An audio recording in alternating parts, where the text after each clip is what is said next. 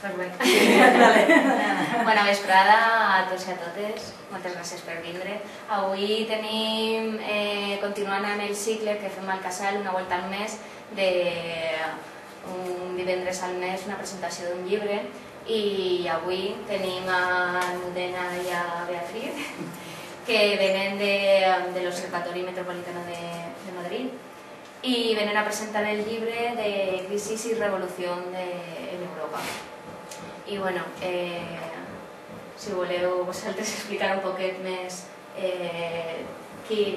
el vostre projecte, com funciona tot el tema de la investigació activista que esteu fent, perquè veniu de diverses disciplines, vos heu juntat i feu un anàlisi dels moviments socials, de la realitat del vostre entorn, que és Madrid, i arrel d'això heu publicat aquesta investigació. Si voleu, les deixaremos. Muchas gracias.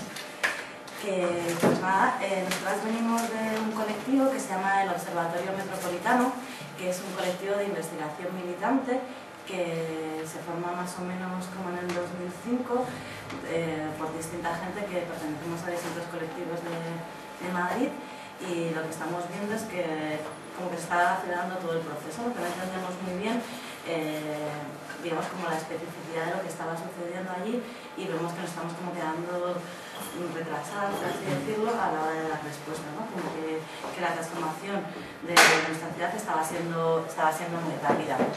Entonces, a partir de ahí, gente que venimos de distintas disciplinas y que a la vez también veníamos de distintos colectivos que ya habíamos trabajado juntas en bastantes ocasiones, pues nos ponemos con la investigación sobre Madrid. Entonces, básicamente, como solemos funcionar, es como hay gente de distintos que sabe de diferentes cosas, pues intentamos explicarnos las unas a las otras y a partir de ahí intentar generar un discurso que sea complementario donde nos vayamos apoyando.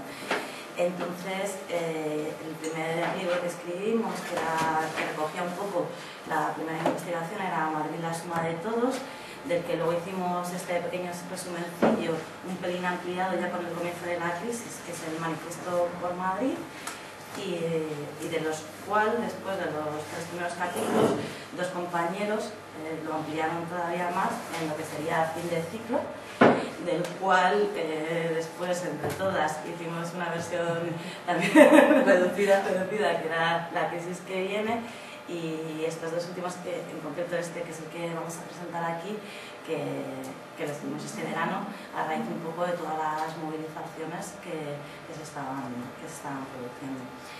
Y de cara también un poco a poder interpretar lo que creíamos que estaba sucediendo. Y el comienzo, el origen de nuestro planteamiento viene un poco a raíz de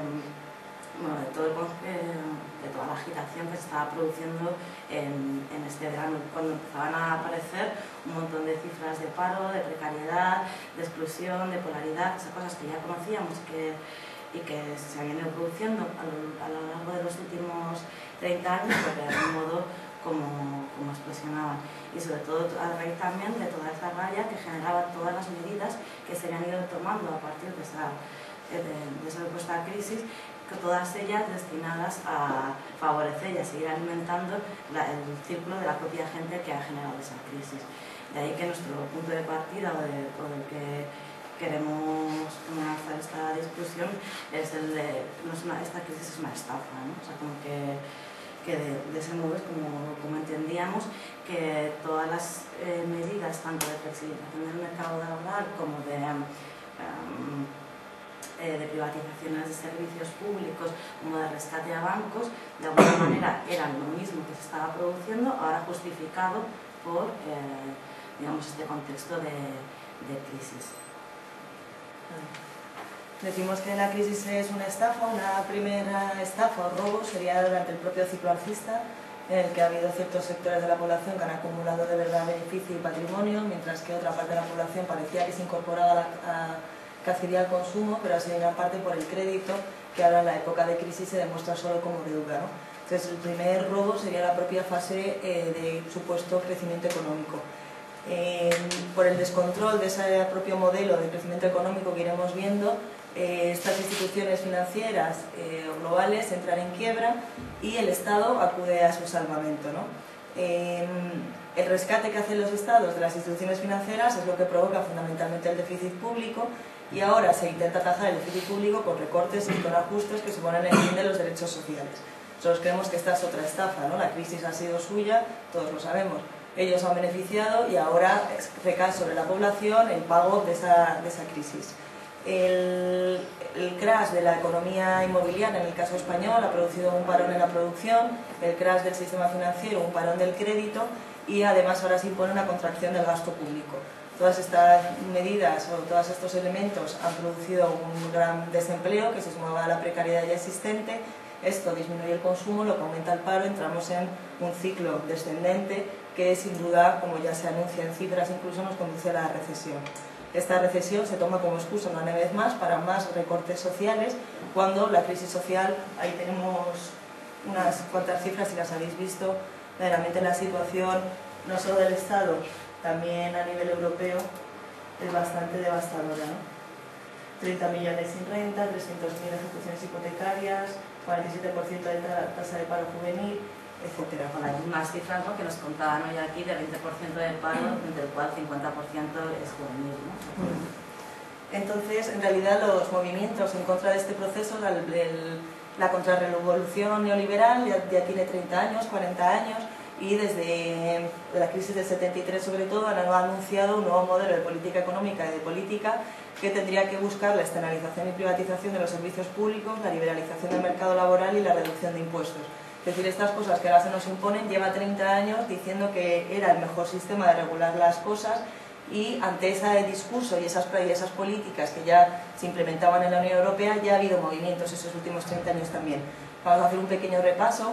En los años 80 y 90, sobre todo a partir del 92, con el Tratado de Maastricht, que es cuando se imponen muchas de estas medidas, se empieza a privatizar los sectores estratégicos, pues los trenes, la energía o las telecomunicaciones. Entre el 90 y el 2008, si no me equivoco, el 80% de empresas públicas fueron compradas por otras empresas de la OCDE, de manera que muchísimas de las multinacionales que hoy existen en realidad están basadas en lo que eran empresas públicas. En los años 2000 este proceso de privatización pasa a otros sectores, como el sector postal, las aguas y ahora la sanidad, la educación, la navegación aérea, y este proceso es acelerado por la crisis, pero esos discursos ya existían antes. Lo que nosotros hemos visto en el libro y se analiza pues por sector y por país es que precisamente estas movilizaciones estaban desacompasadas geográficamente y temporalmente. Había huelgas de trenes en Alemania un año, al día siguiente en Francia, otro año en Inglaterra. Mientras había una huelga de trenes en Alemania, había una de agua en Francia. Y creemos que este ha sido un límite importante de esas movilizaciones. También que estaban encabezadas o la interlocución visible estaba en manos de sindicatos mayoritarios que muchas veces terminaban firmando a la baja. Para nosotros es un cuidado importante de los movimientos. Otros sectores en lucha contra los discursos y las políticas neoliberales han sido los jóvenes.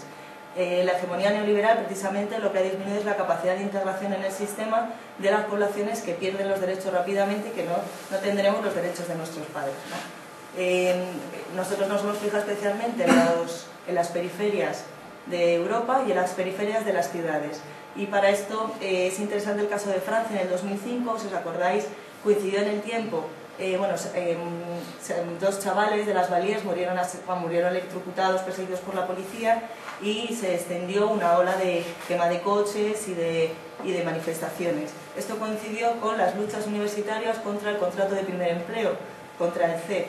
De alguna manera, esta coincidencia en el tiempo no nos parece casual. Jóvenes de las periferias y jóvenes universitarios, si bien desde posiciones bien distintas, de alguna manera veían su futuro cercenado. También en Grecia en el 2008 hubo movilizaciones también por el asesinato de la policía de dos jóvenes en Atenas, hubo rayos en Tesalónica, también si os acordáis, y de alguna manera esto es un malestar juvenil creciente ante el cierre, ¿no?, de las expectativas vitales. Otro movimiento sería V de Vivienda en el Estado, señalando una cosa fundamental, ¿no? No tendrás casa en tu puta vida, ¿no?